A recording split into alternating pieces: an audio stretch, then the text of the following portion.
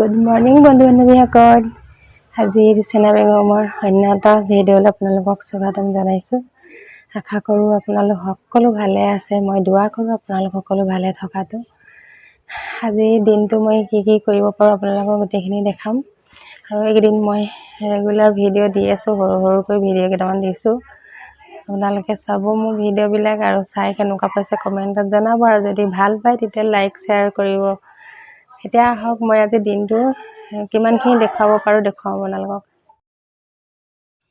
আজি ৰাতিপুৱা অকণমান ওপৰবিলাক চাফা কৰিলোঁ। ওপৰত অকণমান মকৰা জাল হৈছে আৰু বেৰবিলাকো বহুত ধূলি হৈ গৈছেগৈ। বেৰবিলাকত পৰ্দা কাপোৰ, বিচনা কাপোৰবিলাকো অকণমান কোবাই ধৰাই ধূলিবোৰ চাফা কৰিছোঁ। আৰু মাইনাটোৱে মানে মোৰ নাতিটোৰ কথা কৈছোঁ, খেলি থাকে, গোটেইবিলাক এইবোৰ টানি আজৰি কাপোৰ কানিবোৰ চব পেলাই দিয়ে। সেইবিলাকো সমান কৰিছোঁ, পাৰি ধৰি অকণমান চাফা কৰিছোঁ। আৰু এনেকৈয়ে দিনটো কামখিনি উলিয়াই লৈছোঁ কৰিবলৈ। আজি ৰাতি হ'লে ছুপাৰ ছেটটোৰ ওপৰত মই বেলেগ কাপোৰ এখন পাৰি থওঁ, কিয়নো ৰাতি মেকুৰীকেইটা শুৱে আৰু আঁচুৰি থাকে, গতিকে কভাৰবিলাক বেয়া হৈ যায়। সেইটো কাৰণে মই এনেকৈ ঢাকি ৰাখোঁ আৰু ৰাতিপুৱা উঠাই দিওঁ চব।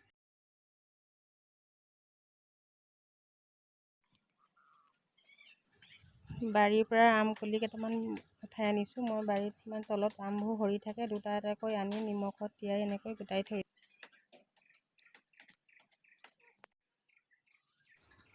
ভাত খাবৰ কাৰণে আজি ডিমুৰ পাত ছিঙিছোঁ, কলপাত নহয়, ডিমুৰ পাততহে খাম আজি।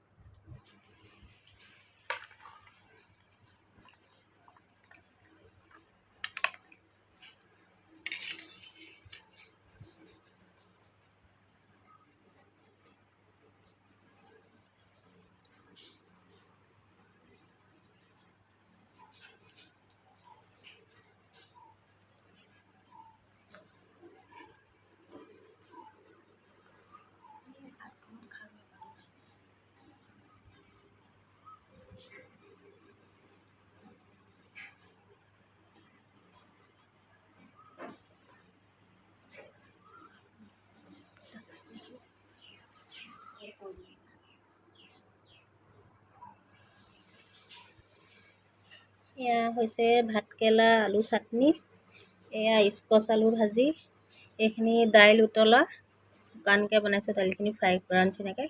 আৰু এইখিনি আলু পটল চাটনি, এয়া খৰিচা চাটনি, আৰু এইখিনি টেঙা জলকীয়া পিঁয়াজ, আৰু ইয়াৰ লগত পানী দিয়া ভাত। পানী দিয়া ভাতখিনি ফ্ৰিজত ভৰাই থৈছিলোঁ পানী দি। আজি যিহেতু বহুত গৰম, সেইটো কাৰণে ভাবিছোঁ পানী দিয়া ভাতকে খাম।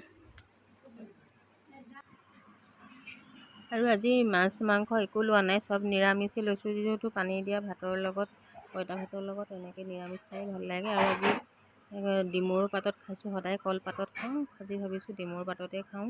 আৰু এনেকৈ ডিমুৰ পাতত ভাত খাইছোঁ, আৰু ইমানেই ভাল লাগিছে ভাতকেইটা খাই, যিহেতু গৰমত ঠাণ্ডা ভাত খাইছোঁ।